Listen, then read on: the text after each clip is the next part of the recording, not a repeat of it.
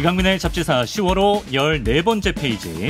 풍부한 지식과 풍부한 닮은 꼴을 보유한 분입니다. 부산대학교 지질환경과학과 김기범 교수님과 함께하죠. 어서 오십시오. 안녕하십니까. 아유, 반갑습니다. 다소곳하게 이렇게 인사를 하시네요.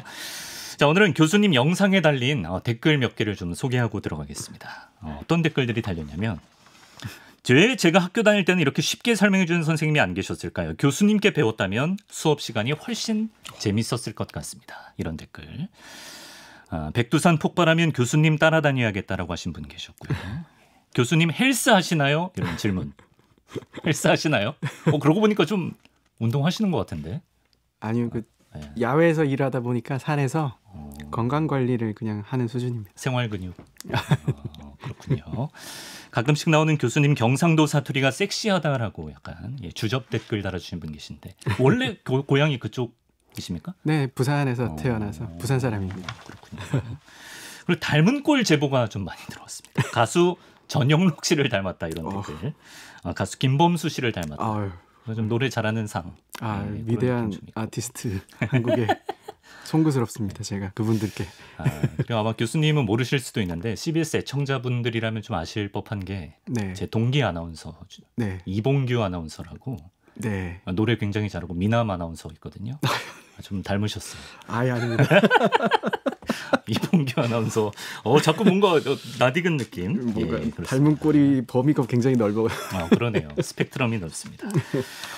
자, 닮은 꼴 부자 김기범 교수님과 함께 오늘 이 시간에는 석유 탐사 그리고 석유 자원 개발에 대한 이야기를 한번 나눠볼까 하는데, 먼저 석유와 관련된 좀 몇 가지 논란이랄까요? 어떤 궁금증을 좀 해소해 보면 좋을 것 같습니다. 우리가 석유는 언젠가는 고갈이 되고 그래서 미리미리 좀 아껴 써야 된다 이런 말을 숱하게 듣고 저는 자라왔거든요. 저도요. 그렇죠. 근데 보니까 지난해 기준으로 전 세계 석유 매장량이 1조 7,500만 배럴로 집계가 됐던데, 좀 수치만 보면 좀 넉넉한 느낌이 들어서 석유 자원이 정말 이게 고갈이 되는 것인지 궁금하거든요. 네, 저도 초중학교 때 선생님이 석유 이제 고갈될 수 있으니까 천연자원 아껴 써야 된다 이런 말 들었는데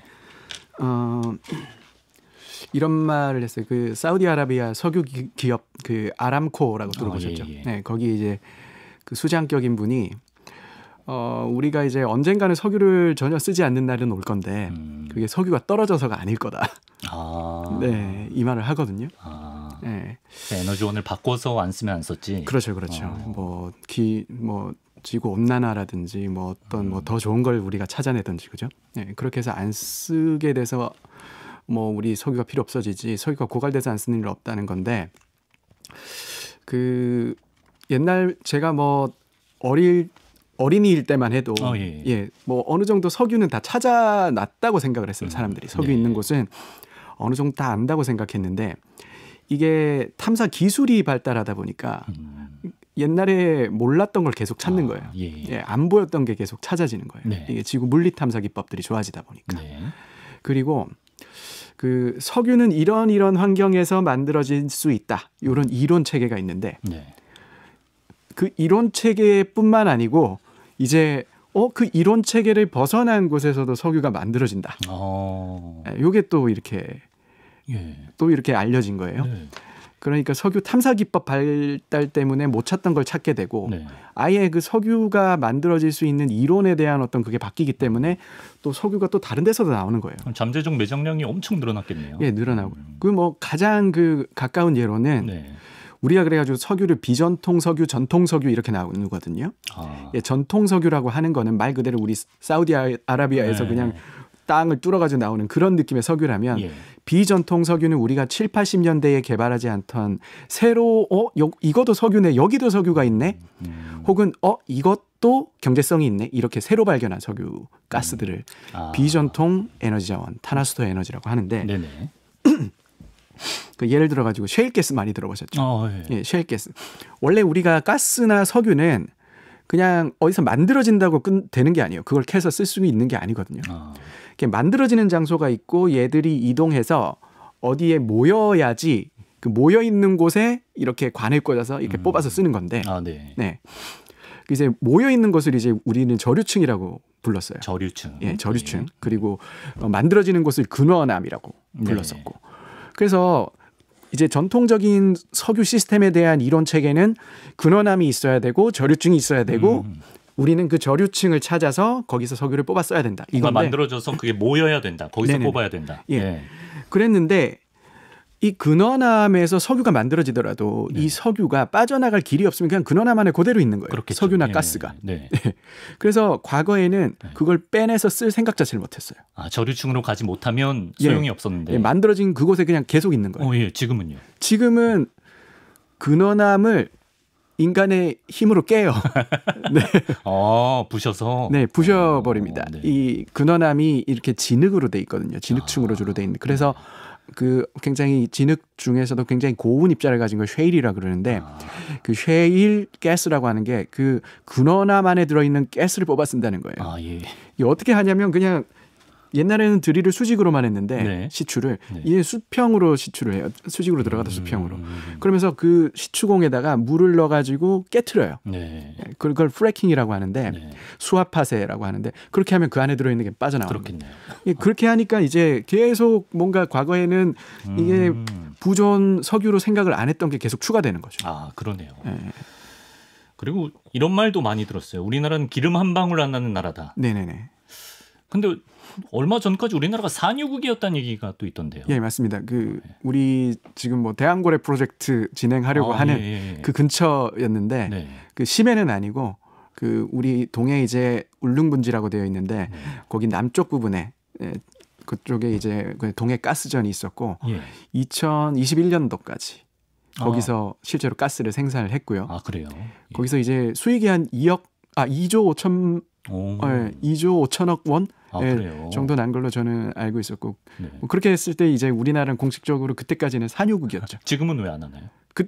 다 떨어졌나요? 다 떨어졌어요. 아, 다 떨어져서? 예. 아주 소규모 유전이었어요. 그렇군요. 아까 그 물리 탐사 기법이 이제 발전하면서 우리가 좀 건드려 볼 수 있는 석유 매장된 석유들이 많다 이런 말씀하셨는데 지질학자들은 뭐 어떤 식으로 탐사를 하는 건지도 궁금하거든요. 일단 석유가 만들어질 수 있는 환경에 대한 지식은 우리가 가지고 있습니다. 그러니까 석유가 되는 근원 원천 물질이 있어야 될 거 아니에요. 그렇죠. 예. 이제 유기물이 그냥 미생물에 의해서 분해돼 버리면 그냥 이제 날아가고 없는 겁니다. 네. 없고 근데 그 유기물이 분해되지 않고 잘 뭔가 다른 물질로 변하는 과정을 우리가 이제 숙성이라고 부르죠. 숙성. 네, 숙성이라고 부르잖아요. 이게 부패와 숙성은 다른 거잖아요. 그렇죠? 그렇죠. 네, 그죠. 우유가 치즈가 되는 게 이제 숙성인 거죠. 숙성된 고기는 맛있죠. 그렇죠. 예. 유기물이 숙성이 되면 이제 석유가 된다고 보시면 되는데요. 그러려면 일단 미생물이 분해를 못하는 환경이 있어야 되고 그것도 굉장히 그 유기물이 많이 뭔가 집적이 될 수 있는 환경이 필요한 거죠. 네네. 그래서 생물 생산성이 굉장히 높으면서 또 그 생산된 생물들이 썩어서 없어지지 않는 환경. 이게 두 가지가 필요한. 네네. 거기가 어디냐면 이제 어떤 깊은 호수라든지 깊은 바다라든지 이런 환경이 기본적으로 가장 유리한 겁니다. 예, 깊은 바다에 굉장히 그 플랑크톤이나 이런 생물들이 육상은 비교도 안 되게 많은 생물들이 생겨나거든요. 거의 3차원 공간에 생물이 살잖아요. 예, 지구 표면 우리 육상에는 2차원적으로 사는 그러네요. 예, 그죠? 걔들이 이제 죽으면 다 가라앉아서 바닥에 쌓여서 퇴적층 안에 보존이 되는데 걔들이 파묻혀서 높은 온도와 압력을 받고 부패하지 않으면 얘들이 석유가 돼요. 그래서 그런 환경을 우리가 이제 알기 때문에 과거에 그랬던 곳에서 쌓였던 퇴적층들을 조사를 하는 거예요. 그러니까 해저에서도 좀 의심 가는 곳을 우리가 특정할 수가 있다는 거죠. 그렇죠. 우리 이제 동해 같이 아주 깊은 바다, 퇴적층이 거의 10km 정도 쌓여 있거든요. 두께가. 그런 곳은 유기물도 당연히 많을 테고 높은 온도 압력 하에서 숙성도 잘 됐으니까 석유가 있을 것이라고 예측 가능하고 그래서 거기를 탐사를 하는 거예요. 물리 탐사를 먼저 하는 거죠. 배를 띄워가지고.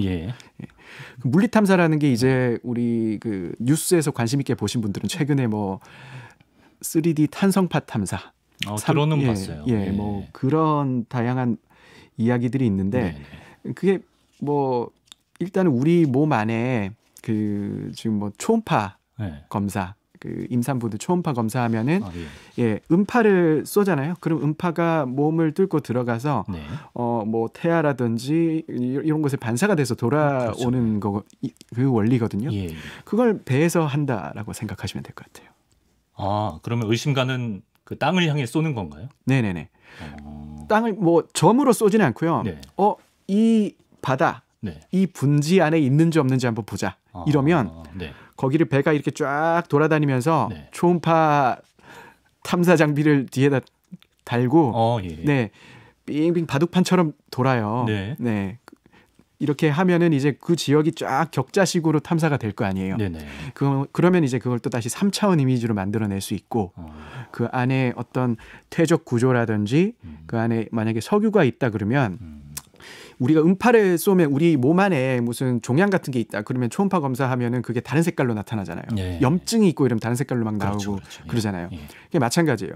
원래 땅 속에 이렇게 암석이 있어야 되는데 예. 그 암석의 빈 공간 안에 뭐 유체, 그러니까 흔히 말하는 유체, 물, 뭐 석유, 가스, 뭐 이산화탄소도 될 수 있고 다양한 유체들이 존재할 수 있는데 네. 그런 게 만약에 돌 틈에 막 있잖아요. 네. 그러면 그게 이제 우리 몸 안에 무슨 염증처럼 상이한 어떤 그 반사 다른 이미지를 피드백이 오는 거예요. 만들어내요. 이제 그런 걸 가지고 이거 석유 이런 식으로 찾아서 이제 가는 거죠. 그럼 그런 과정까지 거쳤으면은 예를 들어 좀 긍정적인 반응이 왔을 때 거기 진짜 석유가 있을 가능성 자체는 엄청 높다고 봐야 되나요? 네, 확 올라가죠. 유체인 거는 거의 확실해요. 유체인 건 확실하다. 예, 유체인 거는 확실한데 네. 뭐 중요한 건 물일 수 있고 이산화탄소일 수도 있고 예. 뭐 석유, 가스 다양한 것일 수 있어요. 유체에는 물, 이산화탄소도 다 포함되는 건가요? 그렇죠. 액체 상태인 예. 아이들. 예. 그러면 허탕일 수도 있네요. 또 물이 나오면 안 되잖아요. 그냥 이산화탄소.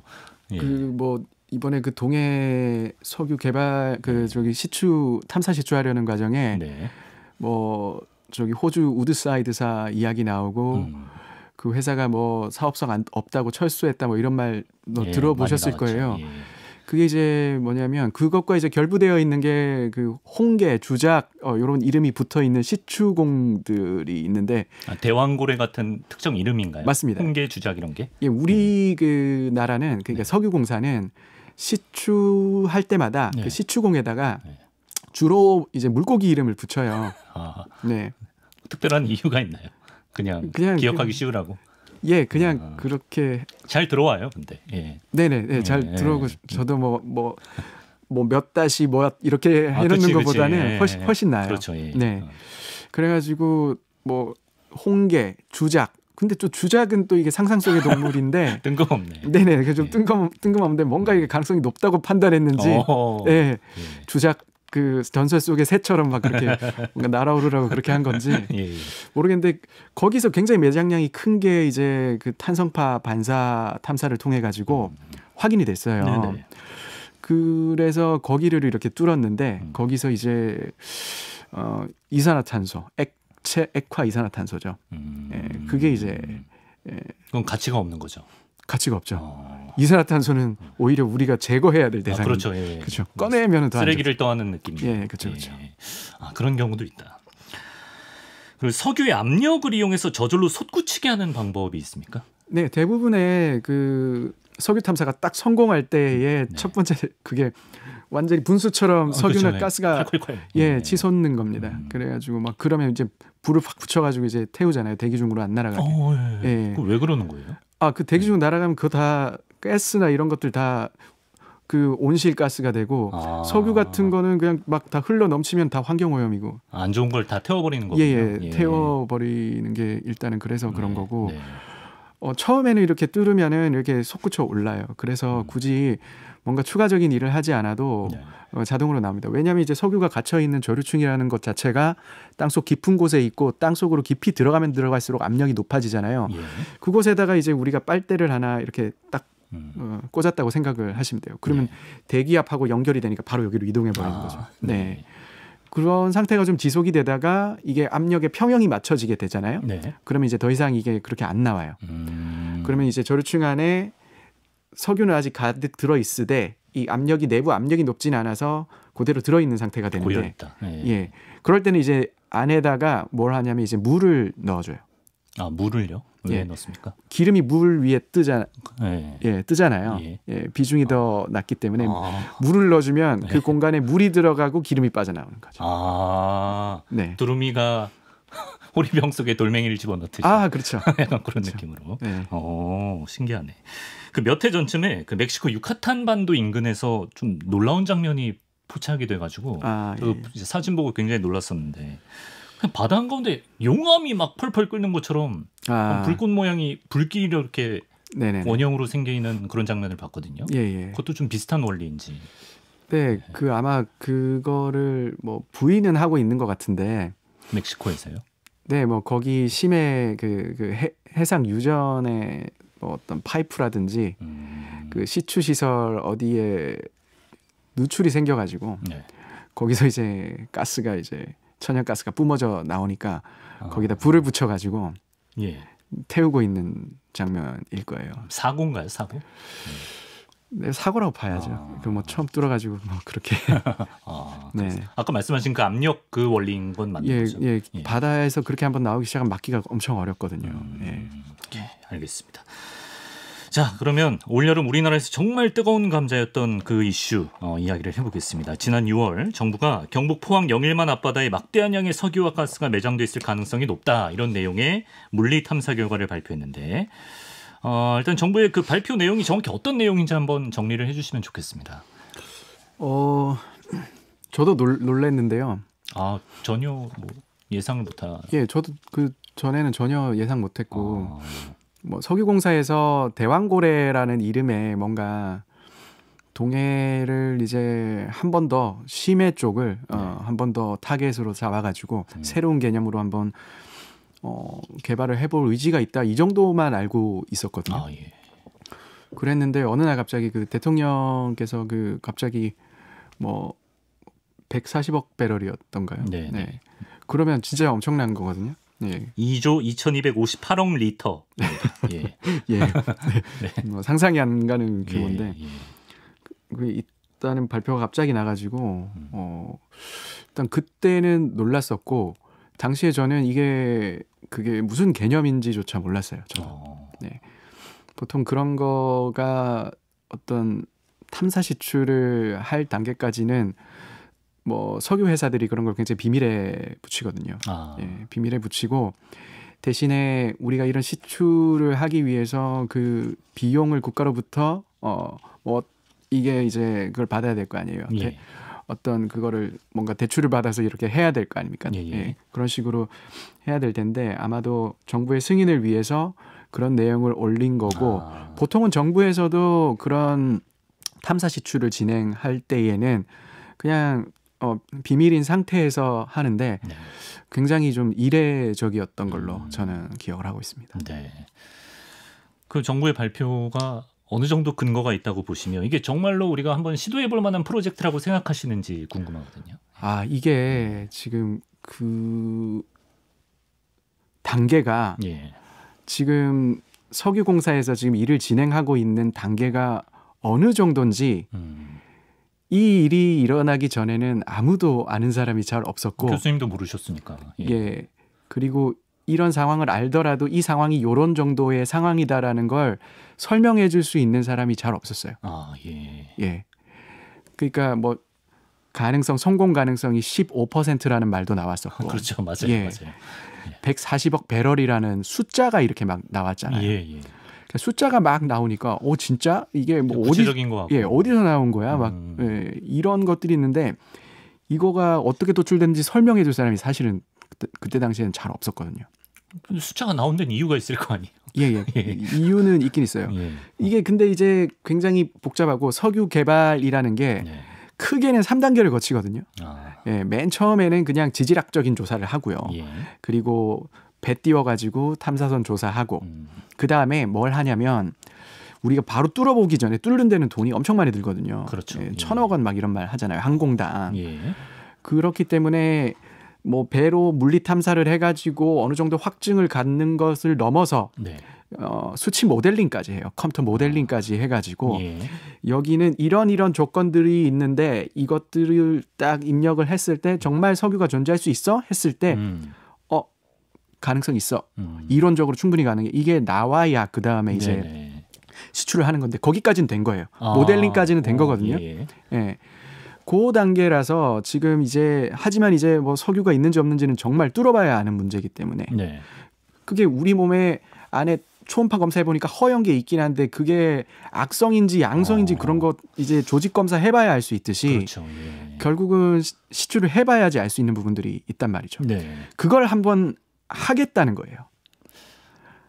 네, 그걸 하겠다는 건데 지금 이 단계에서 네. 이게 상업성이 있는지 없는지 당연히 판단할 수는 없는 거고. 알 수가 없는 거구나. 예.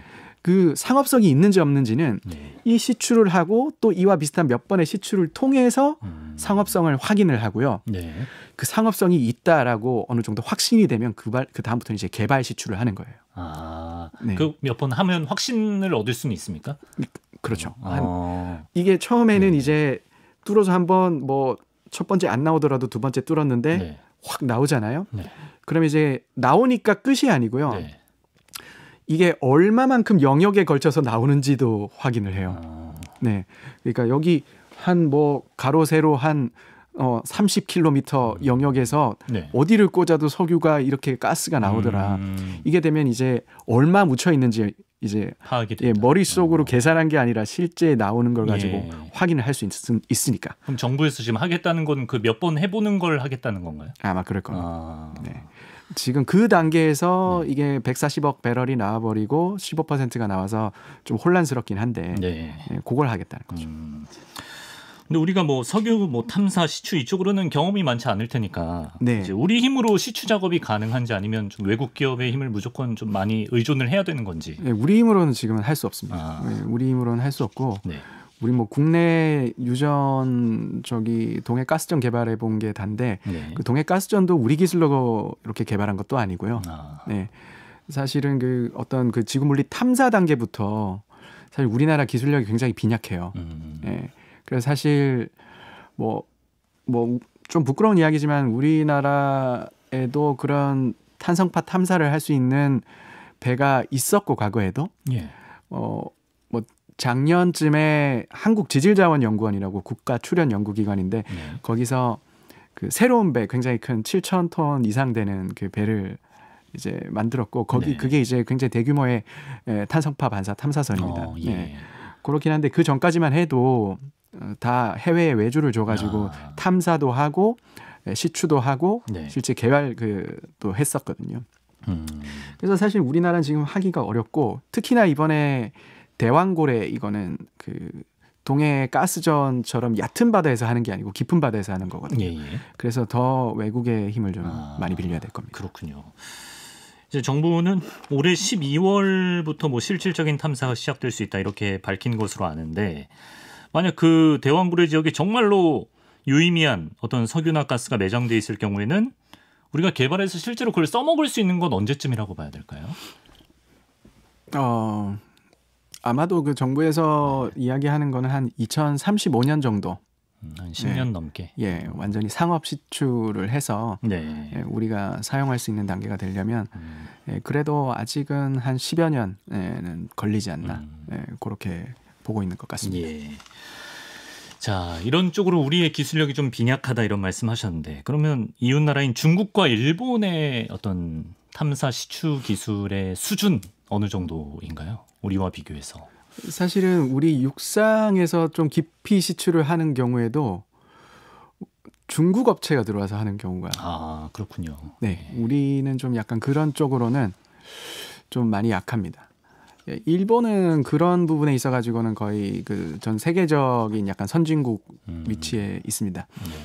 일본은 뭐 이렇게 막 그 자기 바다 안에 뭐 대량 큰 유전을 가지고 있는 나라가 아니라 가지고 뭐 노르웨이처럼 상업적 목적의 그 심해 시추선 이런 게 있는 건 아닌데 일본은 이제 과학 목적의 심해 시추선. 대단하다 그런 것도 진짜. 이름이 GQ라고 해서 지구입니다. GQ. 그래서 거의 지각을 다 뚫을 수 있을 정도의 스펙을 가진 시추선을 가지고 있고 뭐 사실은 그게 과학적 목적이기도 하지만 거의 일본 주위 바다, 우리나라 바다 근처까지도 다 주변에 거의 빈틈없이 다 어느 정도 그게 있습니다. International Ocean Drilling Program이라고 있습니다. International Ocean Drilling Program. 배는 이제 미국 배, 일본 배 이렇게 크게 두 개가 있고 거기에 참여는 이제 국제 그 IODP 그 드릴링 프로그램에 참여한 국가들이 공동 출자해 가지고 같이 시추를 하는 시스템인데 네. 뭐 그걸 통해 가지고 일본은 그 자기 이제 나라 주변 바다들은 이미 다 손꼽히는 선진국이구나 그런 쪽으로는. 네, 예, 약간 탑 2라고 볼 수 있어요. 탑 미국과 함께요. 네네. 예. 자, 그럼 얘기 나온 김에 이 주제로 한번 가보죠. 한중일 해양 자원 논란 하면 이제 떠오르는 곳이 제7광구. 네. 예, 뭐 노래 제목도 있고 뭐 영화 제목도 있고요. 네네네. 근데 일단 그 광구라는 거는 정확히 어떤 개념인가요, 교수님? 그러니까 나라에서 여기에서 광물을 개발해도 된다. 요 영역 안에서 나라에서 네네. 승인한. 네, 광물 개발해도 되는 구역입니다. 그냥. 네. 예, 그렇게 승인해 준 거고. 네. 이제 육지에는 광산이 있으면 광권이라는 개념이 있다 그러면 바다는 뭐 우리 영해나 배 타서 경제 수역 안에 바다가 있으면 거기에다가 이렇게 줄을 그어 가지고 네. 뭐 논이나 밭처럼 이렇게 나눠 놓은 거라고 생각하시면 될 것 같아요. 그럼 거기다 뭐 순서대로 번호를 붙여서 7광구, 8광구 이렇게 되는 건가요? 예, 그렇죠. 서해부터 해서 1, 2, 3광구 있고. 저기 지도에 나온 것처럼 서해부터 네. 1, 2, 3, 4 쭉 남해 쪽으로 내려오네요. 네, 네. 근데 여기가 지금 최근에 한국과 일본 두 나라가 39년 만에 저 7광구로 알려진 제주 남방의 저 대륙분 개발을 놓고 협정 유지 여부에 대한 협상에 나섰다. 라고 하는데 좀 말이 어렵거든요. 이게 어떤 상황인지 좀 설명해 주시면.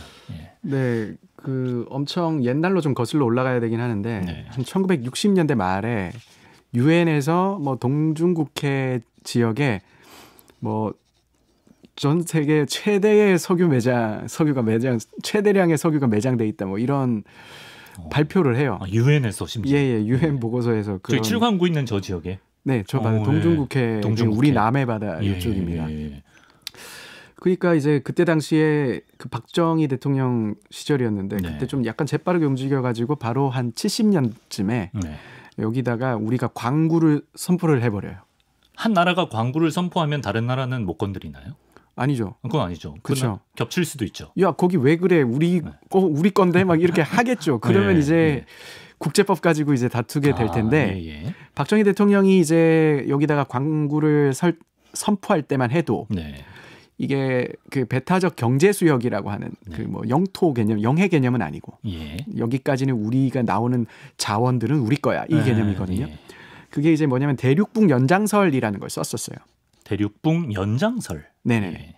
대륙붕이 뭐냐면 그 200m 이내에 굉장히 얕은 바다예요. 얕다고 하면 좀 그렇게 들리실 수 있는데 상대적으로. 예. 바다는 이제 수심이 기본적으로 우리 동해만 하더라도 수심 2,000m 이러니까 그러니까 200m 이하의 심도를 갖는 바다를 이제 대륙붕이라고 부르는데 그 대륙붕이 어디서부터 연장돼서 오나 요걸 가지고 한 거예요. 뭐 지도를 한번 보시면은 저기 약간 희멀겋게 표시된 부분이 이제 수심이 얕은 곳이에요. 그죠? 그리고 어둡게 표시된 곳이 이제 수심이 깊은 곳인데 일본을 기준으로 서쪽을 보면 굉장히 수심이 깊죠. 그러네요. 진하네요. 근데 이제 우리 제주도부터 해서 쭉 남쪽으로 보면 허옇잖아요. 그러네. 그러니까 저게 대륙붕이 우리나라 제주도 이런 데서부터 오는 거예요. 그게 대륙붕 연장설인 거예요. 이게 일본 코앞까지 있지만 저기는 저 대륙붕은 우리나라 쪽에서부터 오는 거니까 여기 우리 대륙붕이야. 약간 산맥이 하나의 산맥으로 뻗어나가듯이. 그렇죠. 다 연장도 있으니까. 그러니까 이 70년대에는 그 말이 이제 국제적으로 이제 정론이었던 거죠. 그런데 그때는 이제 바로 이렇게 이 논리를 가지고 선포를 해버리니까 일본이 할 말이 없는 거예요. 그래가지고 아니 그래도 좀 이건 너무하잖아. 완전 일본에서도 가깝거든요. 너무 가까우니까 그래가지고 협정을 체결해요. 우리나라하고 공동개발구역으로 설정해서 개발하자. 이렇게 해가지고 우리나라에서 뭐 밑도 끝도 없이 그 먼 저기 일본 앞바다까지 그냥 거의 광구로 저렇게 그때 당시에는 설정을 할 수 있었거든요. 좀 그렇긴 해. 네. 지금 뭐 제주도에서 저기까지 가기도 힘들어요. 엄청 먼 곳인데 거리상으로는 일본에서 더 가까운 곳입니다. 7광구 같은 경우에는. 그렇죠. 지금 그때 그랬었는데 이게 논리가 바뀌어요. 저런 논리로 하다 보니까 그 공동개발 하기로 하는 건가요? 하기로 일단 했어요. 우린 왜 받아줘요? 그거를 우리가 유리했는데. 그래도 이게 너무 일본 앞까지 가 있고 그 일본이 그래도 이제 이거를 외교를 한 거예요. 일단 여기까지 선을 긋는 것 자체가 너무 열이 받는데 일본 입장에서는 그러면 완전히 이건 우리 앞마당이라고 생각했던 곳인데 네. 얘들이 선을 그어버리네. 그러면 그럼 같이 개발이라도 하자라고 좀 이런 식으로 딜을 한 거죠. 네, 딜을 했어요. 예. 예. 그게 한 74년쯤 되는데 예. 그 이후에 이제 이게 너무 어떻게 보면 특정 나라에게만 유리하잖아요.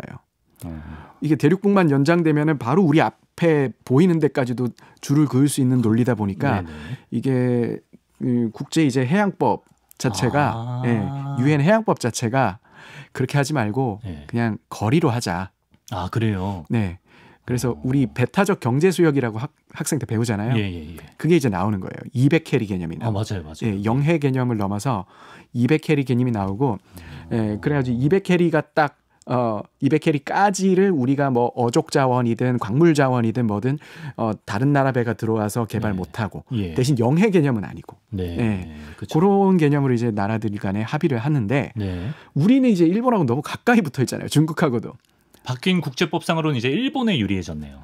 예, 그렇죠. 그렇죠. 그러다 보니까 일본이 이거를 갑자기 협정을 이제 끊으려고 파기는 못 해버리고 이제 응답을 안 해요. 무응답. 공동 개발을 하자는데 안 하겠다고 계속 하는 거예요. 움직임이 없구나. 네, 움직임이 없는 상태예요. 예. 네. 그래도 뭐 협정을 끊지 않으면 아직 그 공동의 어떤 권리가 다 있는 거 아닌가요? 그 협정 자체가 이거예요. 이 JDZ라고 하는 이 7광구 이 지역을 쌍방이 합의할 때만 개발하자. 협정을 맺었다는 건 합의 상태인 건가요? 아니면 협상 중인 건가요? 아니요. 그게 합의는 된 건데. 합의는 된 건데. 일단 여기를 그 공동개발 구역으로 설정하는데 합의는 한 거고 이 공동개발 이 7광구 영역을 개발을 하겠다, 탐사를 하겠다 이런 액션을 취할 때는 반드시 양국이 같이 해야 된다. 이 말인 거예요. 그런데 이제 우리가 그럼 해보자 하는데 안 하는 거죠. 일방은 절대 할 수 없게 협약을 했기 때문에. 근데 안 하면 자기도 못 하잖아요. 일본도 못 하잖아요. 일본은 아는 거예요. 이제 앞으로 유리해질 것이다. 좀 시간을 끌면 나중에 더 점점 유리해질 거기 때문에.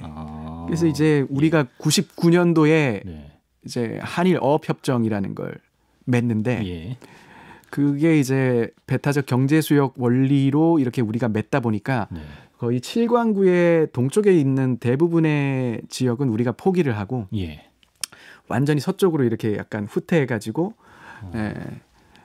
그래서 한일 공동 서쪽 부분만 이렇게 이제 그때 어업 협정이 맺어지다 보니까 99년에 사실은 일본은 아마 그 70년대에 맺었던 그 협정이 아니라 99년에 맺은 새로운 협정을 근거로 그게 더 좋겠죠. 자기들한테. 공동 개발 구역에 대한 협상을 시도할 겁니다. 중국은 저기서 뭐 권리를 주장할 뭐 여지가 없습니까? 뭐 중국이 자기들 배타적 경제 수역도 거기에 들어간다라고 말은 하거든요. 그렇지만 그래도 지금까지 뭐 대놓고 뭔가를 하거나 그러지는 않고 우리하고 일본하고 둘이 어떤 협정도 미리 이미 존재하고 하다 보니까 그렇게 하지는 않고 있습니다. 그럼 이제 마지막으로 앞으로 저 7광구 문제 어떻게 보시는지 우리가 우리의 7광구 영유권을 우리가 지킬 수 있다고 보시는지 또 어떤 게 필요한지 좀 말씀해 주시면.